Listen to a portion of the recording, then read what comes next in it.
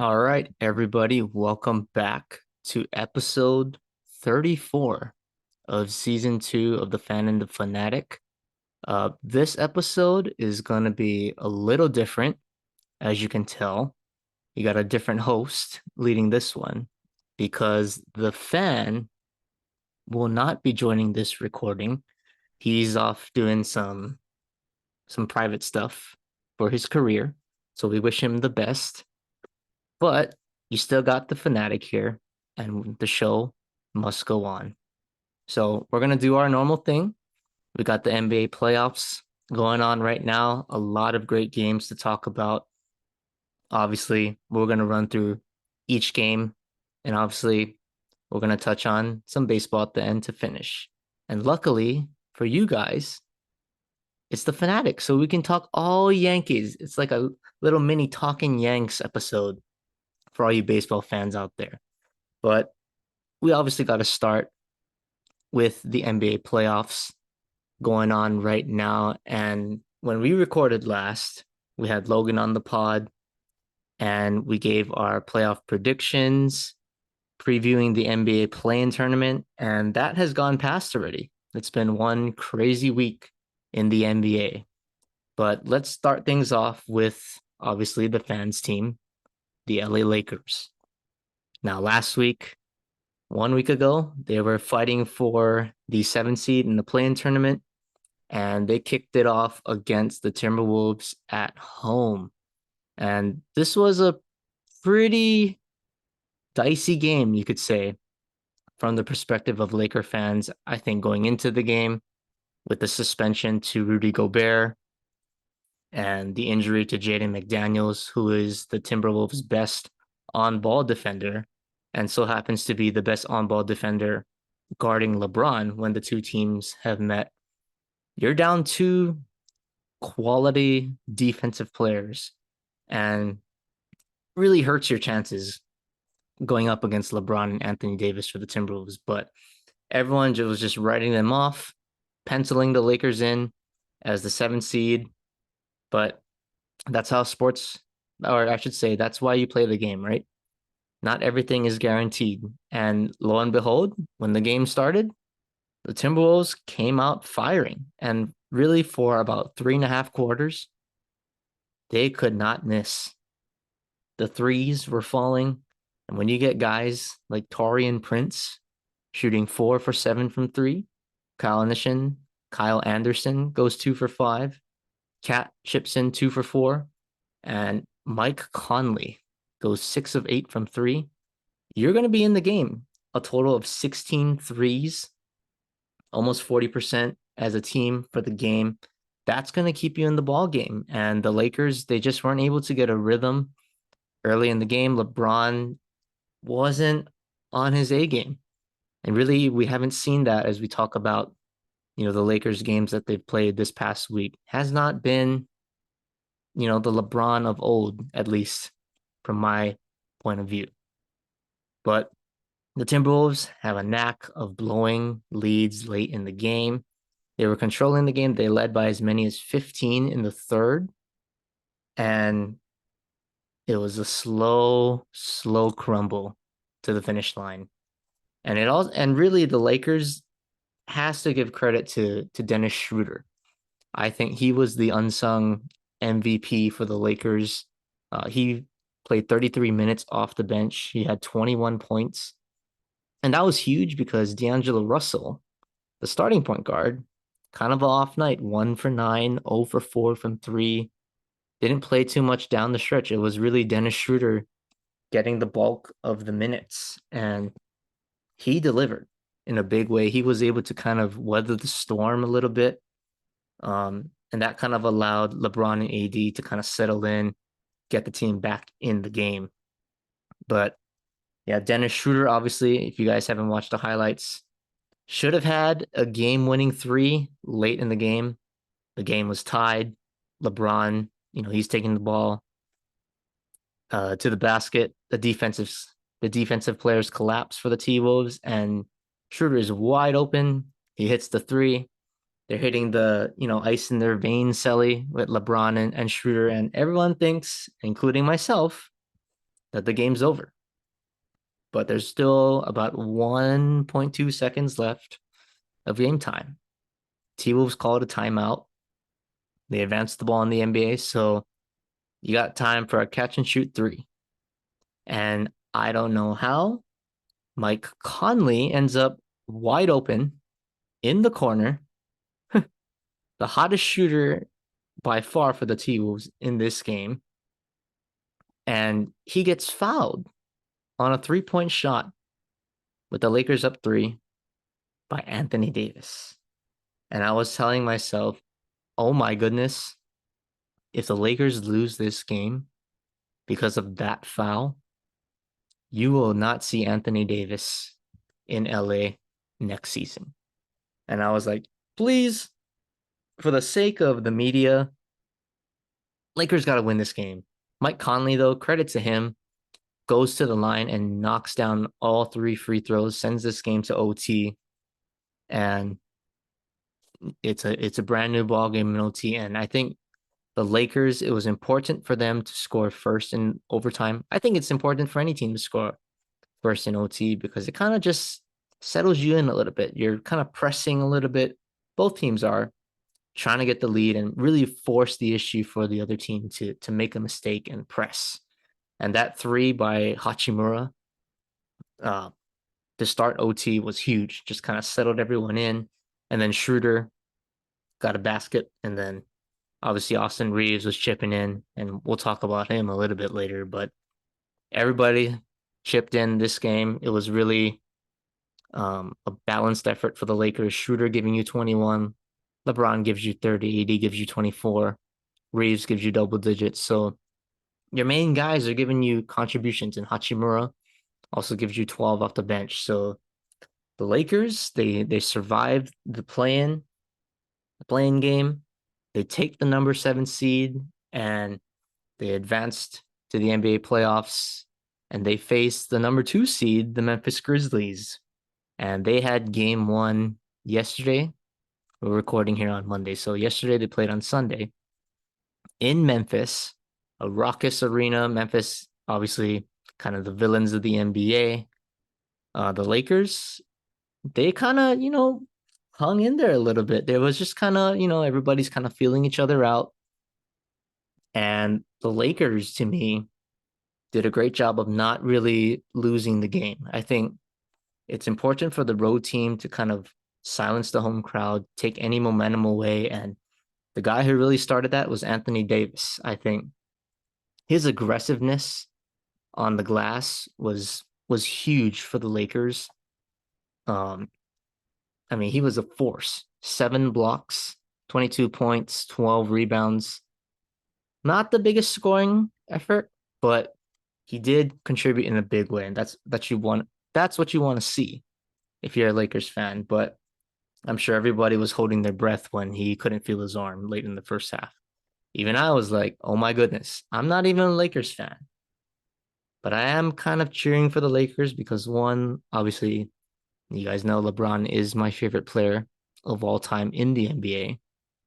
But also I did pick them in my predictions to come out of the West this year in our last episode. So I'm cheering for them because I want to be right. I want to beat Greg. I want to beat Logan and get those bragging rights.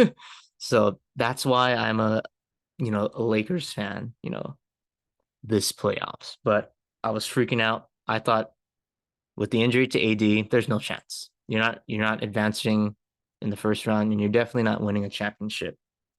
But AD luckily was able to come back in the second half, and credit to him. He looked like Anthony Davis that we expect him to be, dominating, still crashing the glass, making tough jumpers in the mid-range. And he was really a tone setter.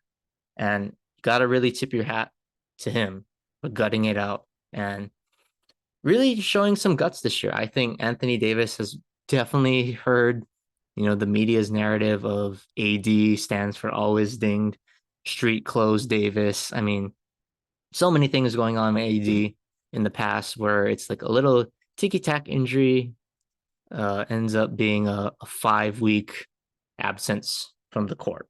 So he was able to overcome that, which was good. But the Lakers, man, they pulled away late, and the story was not LeBron. I mentioned earlier, LeBron has been pretty below average, I would say, for LeBron James, in my opinion.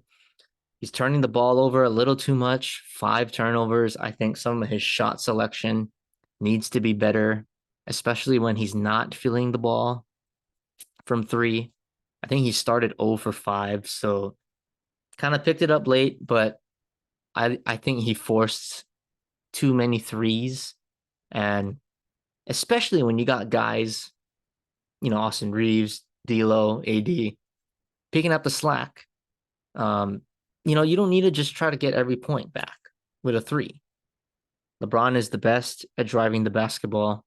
I need to see more of that and really, continue to find the hot shooters. And, speaking of the hot shooters, Rui Hachimura off the bench, 30 minutes, 11 of 14 from the field, 5 of 6 from three.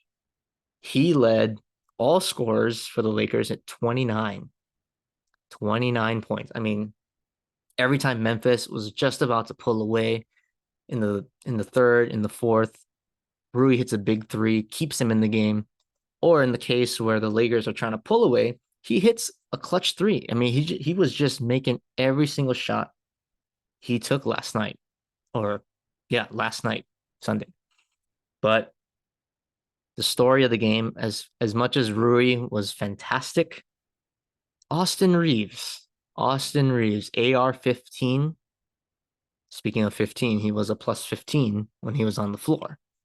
But he was 8 for 13, 23 points, and he's him, as he says. Austin Reeves, I'm him. Yeah, I'm going to believe him because he closed out the game. It was not LeBron. It was not Anthony Davis. It was not D'Angelo Russell, who did have a nice bounce back game from the playing game. So got to give him some credit for that.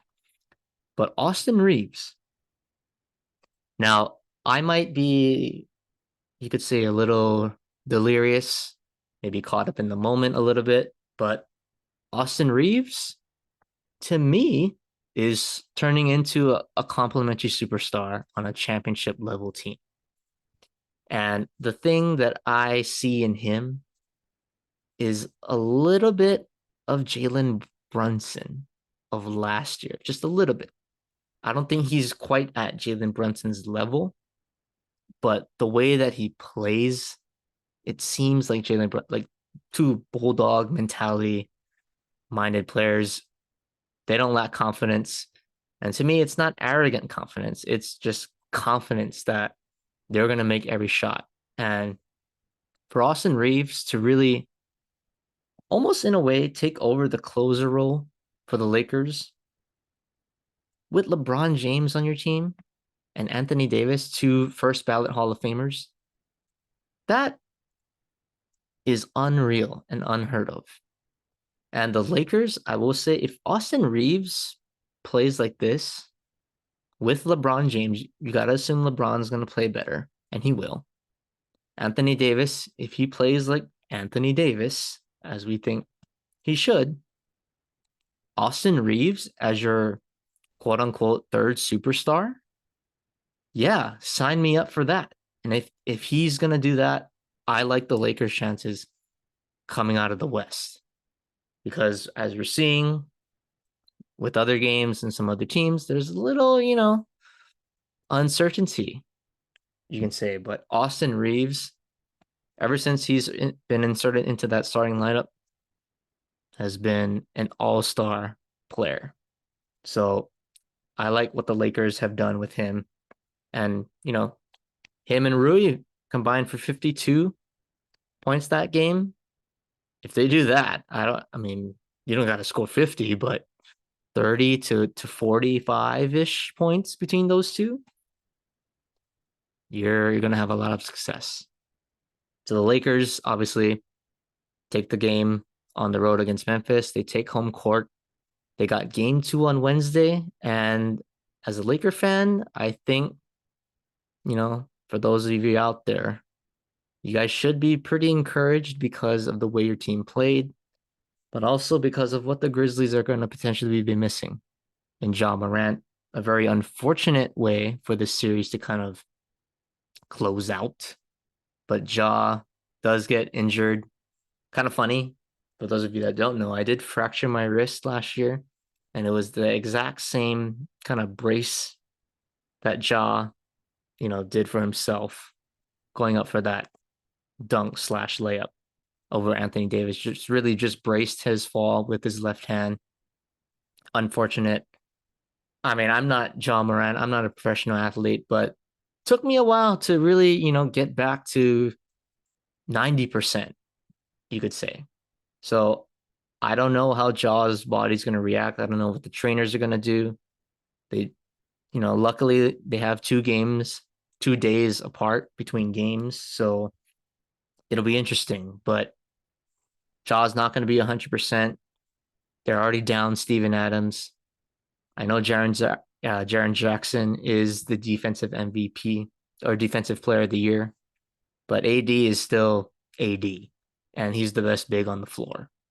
So the Grizzlies just lack any sort of inside presence. And without Ja, who's going to give you scoring? Is Desmond Bane going to be an alpha? I don't think so. He's a nice piece, but he's not going to be a guy you can give the ball every single time going out the floor. So if I'm a Laker fan, I'm excited. You stole game 1. Now you got to go in and you got to hunt blood. Memphis is wounded. You got a chance to take 2 games on the road, potentially win this series now with the way it's going. Maybe sweep them. Probably not going to happen. But I said, to Greg through text, if Ja is hurt, the Lakers will win in 5. That changes the entire series. I think they win in 5 if Ja is hurt. So Lakers sitting pretty. Greg, you're probably happy about that. So enjoy it and get ready for Wednesday because that's going to be another big game. But okay, I think we talked enough about the Lakers. Let's talk about the play-in tournament really quick for the rest of the teams. So to kind of just run through this a little bit, kind of a speed round. But the Hawks beat the Heat for the 7 seed, which is kind of a shocker. Logan, Greg, and I, we all picked the Miami Heat to get that 7 seed. And Atlanta just, I don't know, they just shocked us. They shocked us. Miami came out flat. One of the worst, you could say, efforts by an Eric Spoelstra coached team. But the Hawks have been, kind of going through an up and down season. And now with these Trae Young rumors that he can be traded and, he's kind of screaming at coaches on the bench. Still not playing very efficient, but somehow they win that game and they take the 7 seed. So Miami ends up having to settle for the 8 seed.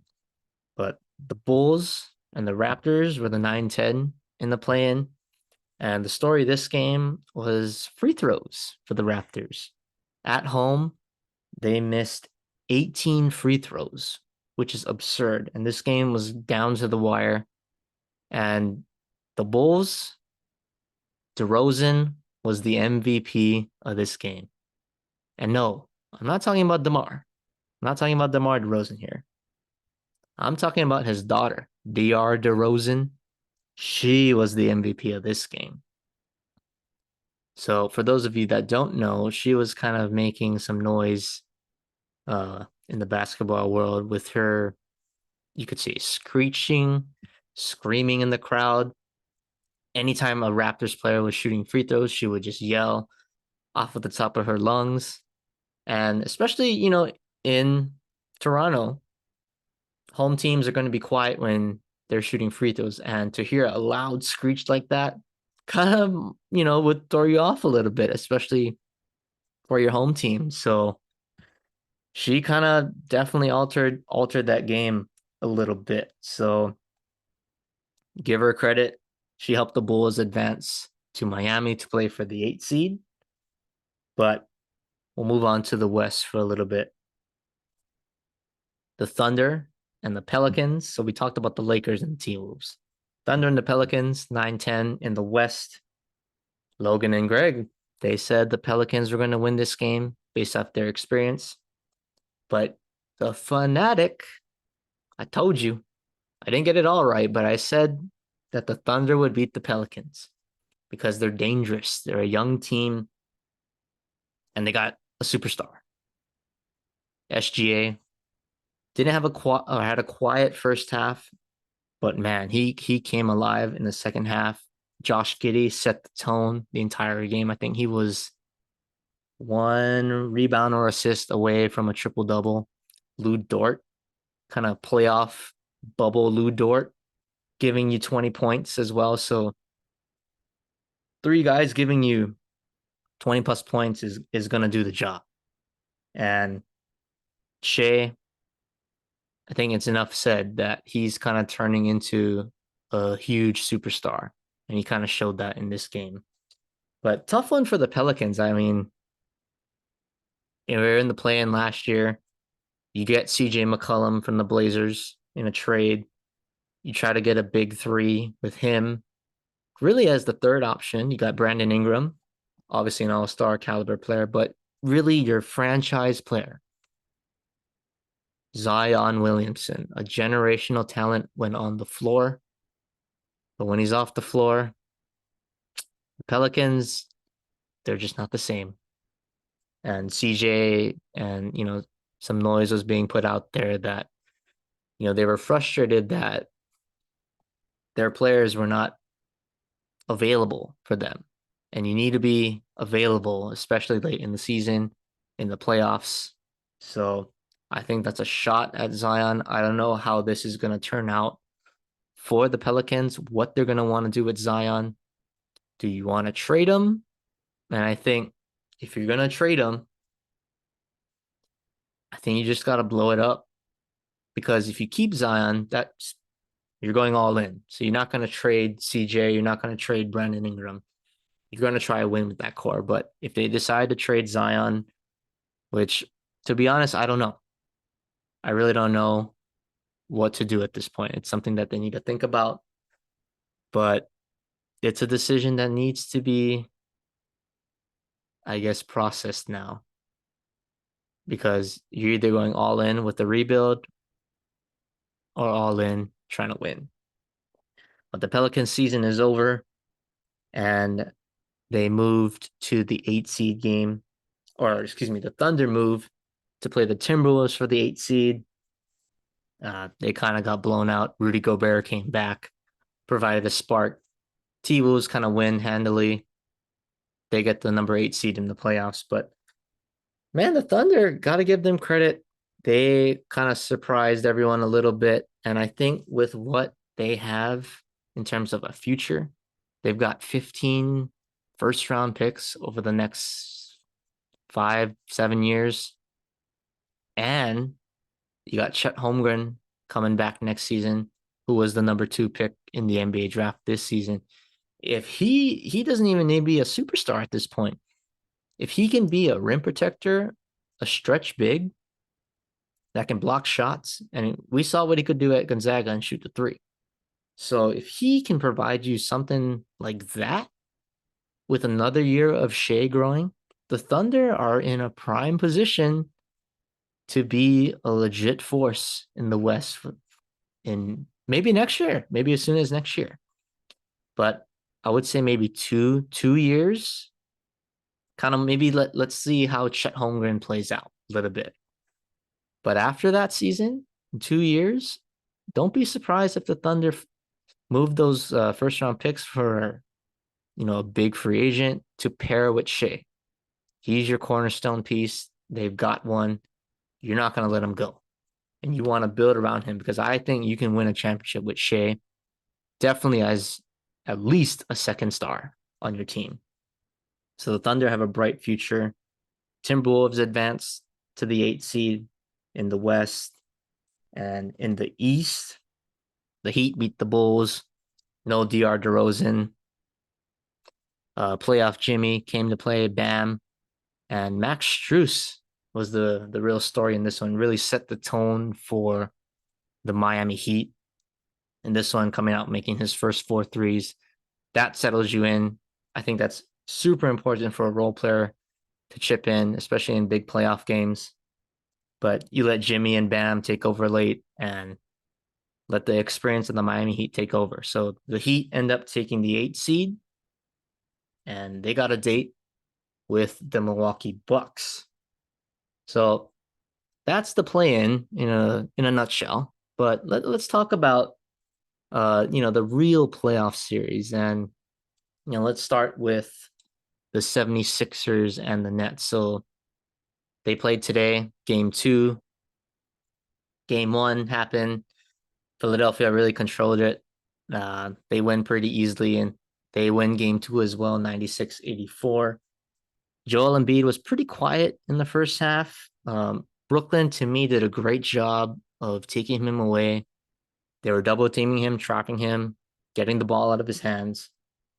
And luckily for them, Cam Johnson was hot in the first quarter or first half. He scored 22 points. Brooklyn had the lead, but for some reason, Brooklyn comes out in the second half and they stop doubling Embiid. And he's able to get going. He finished with 20 points, 19 rebounds. And really, he got help in this game. Tobias Harris gives you 20. James Harden, a very measly 8 points, but it is James Harden. Never really was a guy that I trust in the playoffs, and he kind of backed that up tonight. But luckily for him, Tyrese Maxey is probably turning into a superstar. Any other team, he would be a legit force every single night. But he led the way tonight, 33 points, 13 of 23 from the field, 6 threes to go along with that. I think this series is basically over. I think the Nets just don't have enough firepower to keep up with the Sixers. Bridges, a very nice piece, but I don't think he's a face of the franchise kind of player. Definitely could be an all-star, though. I like his potential, but yeah, the Nets, they just don't have enough. They just don't have enough. You don't have Kyrie, you don't have KD. Ben Simmons is, he's Ben Simmons now. So what once was a big 3 is a big 0. And you're not going to win in the playoffs without superstars. So I think the Sixers, maybe they'll get one game at home if you're the Nets, but this should be over in about 4 or 5 games. So that's that. But the second game that happened tonight, Monday night, was the Warriors and the Kings. This is turning into a pretty entertaining series. Game 1 was actually both games really went down to the wire.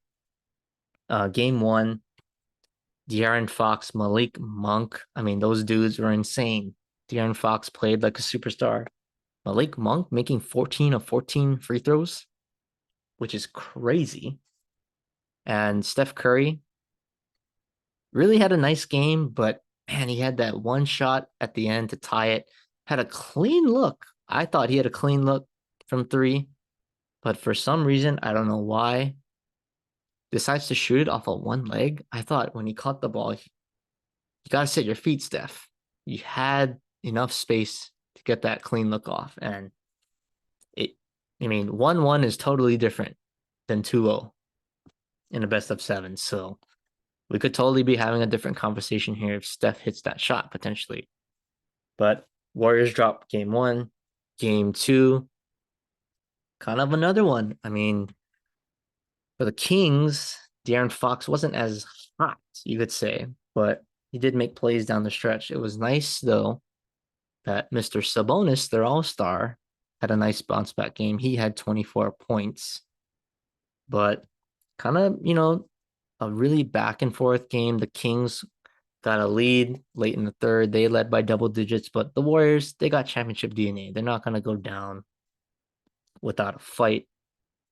Steph Curry, Andrew Wiggins, to me, were huge.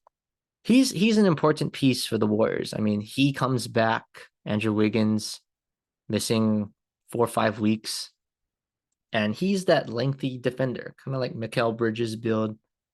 But you need wings, athletic wings to win in the playoffs. And really, I think without Wiggins in this series, both games would have been blowout wins for the Kings. He is a difference maker offensively and defensively. And I think he's obviously getting more in basketball shape now with 2 games under his belt.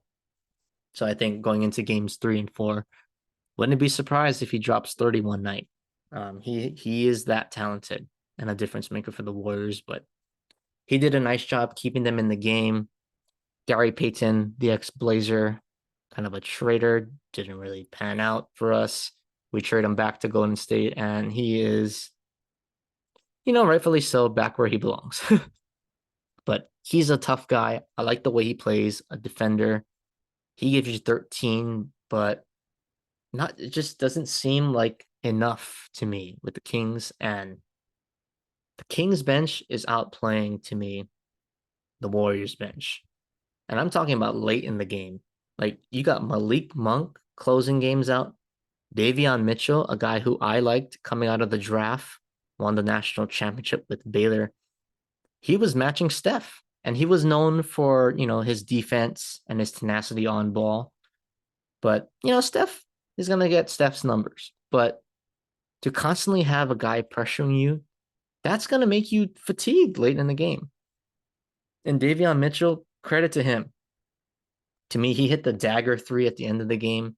He finished with 14 points. But him and Malik Monk, man, they have turned into a nice combo guard duel off the bench. And, it's turning into a De'Aaron Fox show late in the games. He does lead the NBA in, you could say, crunch time points. And rightfully so, he showed it tonight. He was making the big shots late in the game. But the Warriors they're struggling to guard the quickness, I think, of the Kings guards. Mitchell, quick. Monk is a slasher. And then we already know what Fox can do. So the 3 guards are having their way. Draymond is throwing tantrums on the floor. There was a little incident with him and Sabonis. Draymond gets kicked out of the game for allegedly stepping on Domantas Sabonis. Now, I did think it was a little ridiculous that he got kicked out because I thought Sabonis did kind of initiate the contact, kind of grabbed his leg. But, Draymond being Draymond, he's obviously going to, fall for the bait a little bit. And that was kind of, almost in a way a turning point because Draymond's not going to give you points offensively, but his defense was huge. And I think in the pick and roll, he makes the difference. And we definitely saw De'Aaron Fox kind of smell blood a little bit. Like, okay, Draymond's gone. They're bringing in Kevon Looney. He's not going to come up in my face because I can blow right by him. So he's going to sag off a little bit. And Fox was able to get that mid-range jumper late in the game. And that was really what kind of got him going. But the Warriors going back home down 2-0, I don't know, man. I said the Warriors were going to win the West to start the year, and I held out all the way to the playoffs. And it's simply because they just cannot win on the road. And they're going to have to win at least one on the road this series. But, I don't know, man. It's going to be tough. Wouldn't it surprise me if it's 2-2, with the Warriors being a tough team at home. But I still think this series is going 6 or 7. But yeah, I think it's kind of early, but Kings are sitting pretty a little bit right now. So they're looking pretty good there. The next series, let's move on to the Hawks and the Celtics. Kind of an overmatched series here. Boston flexing their muscles. Jaylen Brown, 29. Derek White had 24. JT had 25. Robert Williams had 12. I mean, Marcus Smart had 11. I mean, I can go on and on. They still got Malcolm Brogdon on the bench. Al Horford is a quality shooter in the corner. This is another mismatch on paper, kind of like the Sixers and the Nets. I just think Trae Young is a little too inefficient, and DeJounte Murray, former Spur, but not a real outside threat. And with Boston, to beat you could say a favorite, you got to make threes. and there's just not enough with the Hawks. I think this series definitely could be a sweep, if not a gentleman's sweep in 5 for the Celtics. So that's that. Next series, Knicks and the Cavs, a 4-5 matchup in the East. This is a spicy one.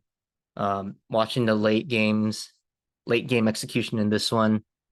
The Knicks hang on, kind of lost the lead a little bit, but that boy Jalen Brunson is a problem. And I'm sure, Mark Cuban, you have got to be kicking yourself because this dude knows how to close.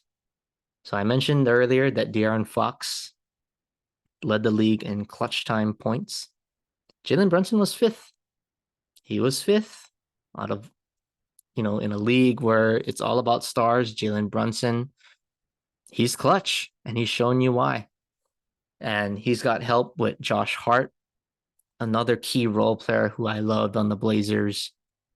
Was shocked that they let him go, but he's shown you why he's important. A 3-and-D guy, a veteran. He's going to make the right plays and timely shots. And you saw it in game 1 on full display. So the Villanova duel showing out over Donovan Mitchell. Had a nice game, though, 38 points, but took 30 shots. So that's kind of my issue with Donovan Mitchell is he's a great talent, but I think, you can't win just when you keep shooting and other guys aren't getting really a rhythm.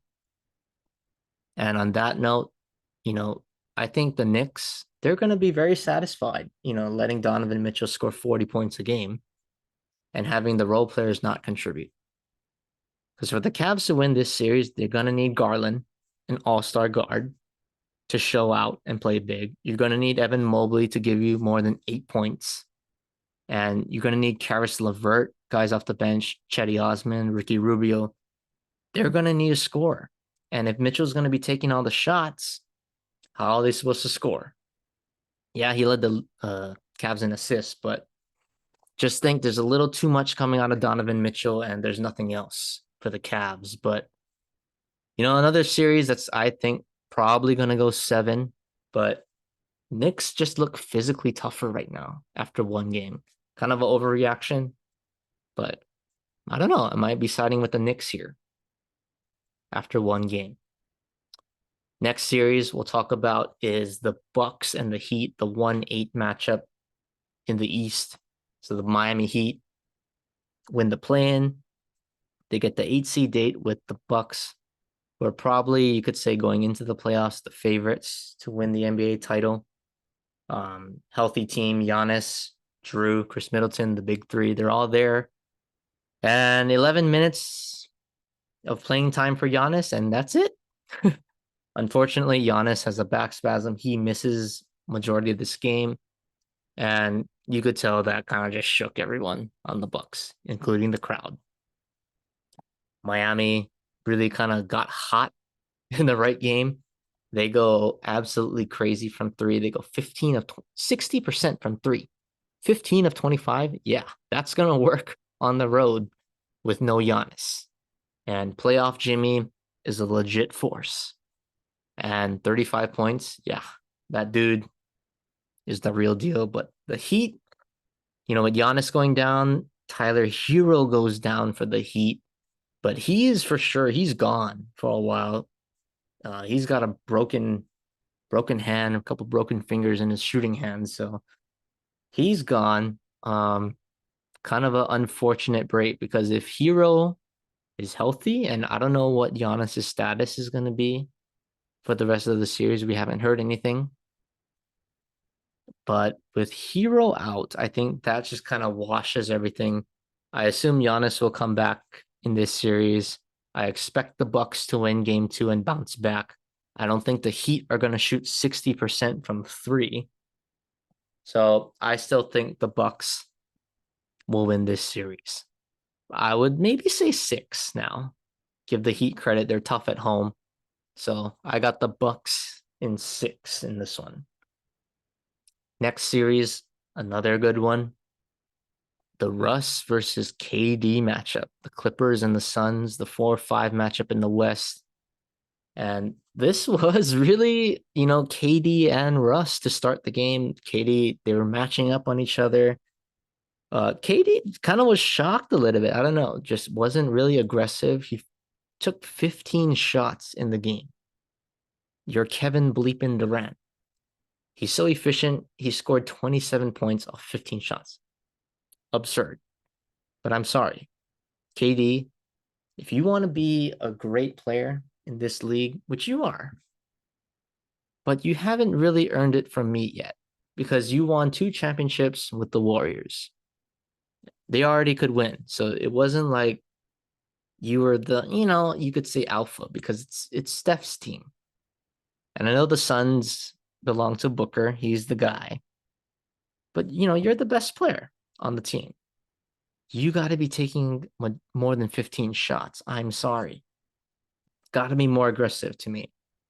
Late in the game, he was making great plays. He had 11 assists, 9 rebounds. So overall, a well performed game on the stat sheet. But want to see KD be a little more aggressive. But the story of this game really was Russell Westbrook. And if you look at his stats, you would be like, what? Russell Westbrook was the MVP of this game in a 115-110 game. If I told you Russell Westbrook would shoot 3 of 19 from the field, I'm pretty sure everyone would say the Clippers would get blown out.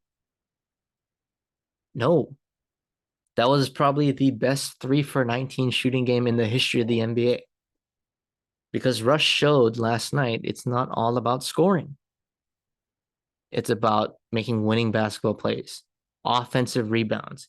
I think he had like 5 offensive rebounds in the fourth quarter, giving the Clippers extra possessions, and it led to Eric Gordon threes, Kawhi Leonard threes. Kawhi Leonard obviously being the superstar on the team. He dropped 38, so he was going mano-a-mano with KD. They were matched up on each other in the fourth. That's what we like in the playoffs.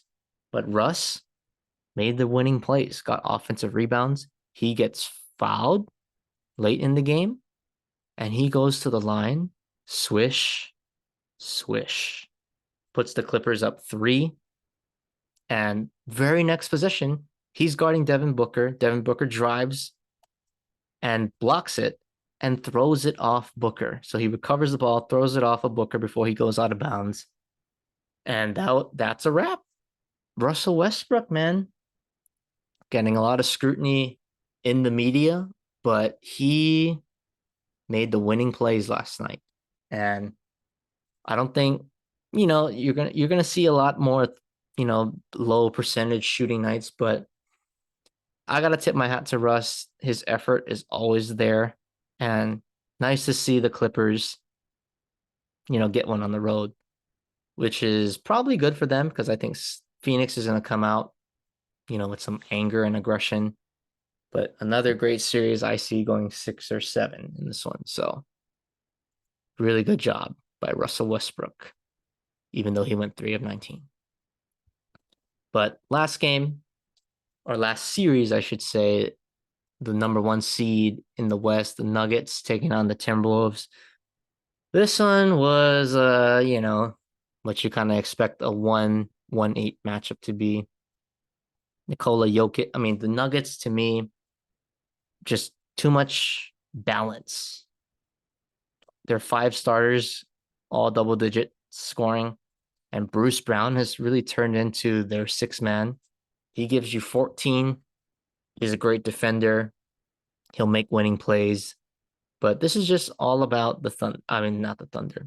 Excuse me, the Nuggets. I think this series is going to be a gentleman's sweep. The Nuggets should win in 5. I'll give the benefit of the doubt. The Timberwolves have talent. Anthony Edwards, Karl Anthony Towns, Rudy Gobert. But Ant needs to kind of grow up a little bit. I think he's struggling a little bit. The first play-in game with the Lakers, this first game against the Nuggets. The shooting hasn't been there, but it's different in the playoffs. People play defense, and you're going to have to adjust to the physicality. And, with Bruce Brown being thrown at him, Aaron Gordon, you got KCP, athletic wings, big physical wings going at you. So you got to be able to handle that physicality. And it's something that young players, they need to get adjusted to. And I don't think it's their time just yet against the number one seed in the West. So very entertaining first round so far. I think a lot of these series are going to go deep, but we can talk about that next week as, we let the rest of the series play on. But, there was a little bit of news in the NFL moving on from basketball, but my arch rival Eagles signed Jalen Hurts to a 5-year extension, $255 million and 179 million guaranteed. Now, this turns out to be about 51 mil a year, and very interesting, especially with the whole Lamar Jackson saga. But, coming from the perspective of the Eagles, I think it's a great signing. He's proven that he can take a team to a championship. He got into the Super Bowl. He was probably second in the MVP voting. And he's really developed as a pocket passer in the NFL. We already know he can run, but he's a leader. The guys in the locker room respect him, and that's what you want out of a quarterback. And unfortunately for me, I'm going to have to see him for a while. And if we're going to have, if the Cowboys are going to want to get to their place that they want to get to, which is the Super Bowl, you got to win the division. Got to win the division. So Dak, whoever our quarterback is, we're going to have to deal with Jalen Hurts for a long time. So kind of a sad day for me, but a great day for the Eagles and probably smart on their end. So Lamar, I don't know what you're doing, dude. Just look at that contract. Figure it out. Let's meet the Ravens halfway a little bit, I think. Because I think the guaranteed money now that should kind of bring the playing field a little bit more down in favor of the Ravens. Because Jalen Hurts did not get Deshaun Watson money. So it'll be interesting. Lamar, I don't know what you're gonna do, but gotta figure it out soon. But anyway, now, we always finish our segments off with baseball. The fan's not here today. We can skip the Dodger talk. Let's just talk Yankees for a little bit. So, Yankees, kind of sitting in a, decent spot, 10-6 through 16 games. Last week, they finished up their series in Cleveland. They win that series. Oswaldo Cabrera in the last game has that clutch hit against Clase to take the lead in the ninth. Clay Holmes, the usual, Yankee fans expect him to give us a heart attack in the ninth. And sure enough, yes, exactly what he did. He loads the bases, but does get the save eventually. We win the series and we go home to Minnesota feeling good. And after one inning of play, we are down by 1 million. Johnny Brito got to start the first game. Whew, that was not pretty. The game was over after the first, and I kind of turned off the game after the third. But the highlight of that game was IKF. Mr. Isaiah Kiner-Falefa pitched the ninth inning, a scoreless ninth for IKF. Oh, yeah. So he leads the Yankees in ERA with 0. So maybe we should send him to the All-Star game as a pitcher. But yeah, we dropped game one, ugly one there. But to me, it's easy to get over losses like that. It's the losses in game two that hurt the most. So we dropped game two 4-3 after Nestor, gives us a nice quality start. But the story was in the eighth inning. Aaron Boone sends Clay Holmes out in the eighth and not the ninth. With the high leverage batters coming up, And Clay. Just couldn't find the release point on the sinker, missing everything high. That's how you know he's not on his game. When the sinker is missing high, that's a sign for or a cause for concern. And Carlos Correa has been killing us his entire career. He delivers a big two out, or he delivers a 2-run double, gives the Twins a 4-3 lead. We're not able to score the rest of the way. Kind of a sad loss for them because in that game, it started as good as it could have. Nestor shuts it down in the first. And Anthony Volpe, congrats to him, hits his first MLB home run in the first inning. He was leading off. And, the crowd's going crazy. We're trying to give him a curtain call. And before that can happen, Mr. Aaron Judge goes yard right then. So they go back to back with the rookie and the captain. So I'm like, oh my goodness, this is exactly what we needed. And Stanton homers later in the game. So the Yankees are now, I believe, 29-3 when Giancarlo Stanton and Aaron Judge homer in the same game. So not a good, addition to the loss column there. But Yankees down 0-2 to start the series. And then finally, we get good pitching by Domingo Germán, delivers his best start as a Yankee. Had 5 perfect innings. He had a great outing.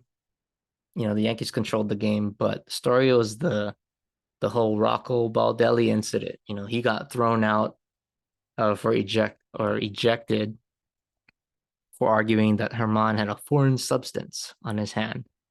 Bro, it was the rosin bag. Like the ump is checking the pitcher every inning for a foreign substance. You really think like why are you even arguing that to me? That's just ridiculous. If there was no, umpire check, yeah, okay, I understand. But the umps are checking every inning.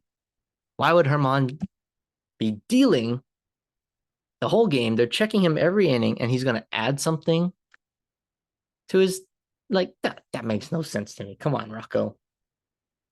But Stanton goes down that game. We can talk about that a little bit. Another IL stint, and he just can't seem to avoid the injury bug. But the Yankees win that game. Game 4 was the 4th game of the series. Garrett Cole, mastery. A complete game shutout, which is huge. It saved the bullpen. So Garrett Cole is now, I believe, 4-0. His ERA is under 1.95. Now that's my ace, and that's my Cy Young candidate. And it was nice to see. We did win 2-0 and not ice offense in this one. But Mr. LeMahieu had 2 runs driven in, and this was vintage DJ LeMahieu hitting. Both RBI hits to the right side. 2-out single, right field, and he hits a home run to right center. Now, we can kind of talk about the recap. But with Stanton going down, kind of opens up, a hole in the lineup. And, LeMahieu is the leadoff hitter. But now it's Stanton that you're missing that thump in the middle. So Torres kind of will fill that. But LeMahieu now, I think he's going to be the 5 hitter with the way Aaron Boone likes to, roll out his lineups. So I don't know. I think Volpe might actually be the team's leadoff hitter, at least in the short term, kind of giving him a little bit of run. He's playing a lot better. He's getting on base now. He's running like a wild maniac, which is what we expected. But he's finding the stroke now. He's going the other way with power. He hits a home run. I think he has a 5-game hitting streak right now. So just, small things like that. And with him, if Anthony Volpe is the leadoff hitter, he can turn a single into a triple instantly. So, yeah, I think this is DJ LeMahieu's home. He's going to get a lot of chances for RBIs batting in the middle of the lineup. So maybe I'm all for that. I like DJ LeMahieu at leadoff, but got to pivot if you're Aaron Boone here. So I don't know if I was Aaron Boone though, I still like LeMahieu as a two hitter. I think he's a great two hitter, just the way that he controls the bat. But I think Volpe is going to lead off. Judge obviously second, Rizzo at third, playing first. Glaber at the cleanup spot. LeMahieu, batting fifth. And then everybody else just kind of fills in a little bit. We're just kind of mixing and matching. You got the catcher, you got Franchy Cordero in the outfield. Oswaldo has been hitting a little bit better lately. So we got some pieces to fill, but we're 10-6. We're the only team that has not lost a series yet. So we're looking to keep the good times going. We got the Angels coming to town. Luckily for us, Shohei pitched on Monday in the pouring rain at Fenway, so we don't have to see him. So the Yankees, you guys need to take care of business, especially with Shohei not pitching. So we got that one, and we got the Blue Jays in the weekend series, obviously a big divisional matchup. So the Rays are slowly falling back down to earth. They did lose a series to the Blue Jays, thank goodness. So we're okay. We're not gonna panic yet. I said if it gets past like six games, I'll raise the red flag a little bit or a yellow flag. But right now we're okay. 10-6. We keep winning series. We'll be just fine. Well, that was kind of a long pod, you could say, for the Fanatic holding it down. But as usual, tradition, sports fact of the day. So recording here on April 17th, and back in 1947, Jackie Robinson bunts for his first major league hit. So obviously we celebrated Jackie Robinson Day in the majors on Saturday. One of the all-time greatest in baseball and in human history. So obviously a great one there. Thanks everybody for listening. My voice is completely hashed, so I need to go get some water. But you all have a good week. Continue to watch the NBA playoffs and go Yankees. And good night, everyone. We'll see you next week with the full squad back with the fan and the fanatic next week. But until then, take care.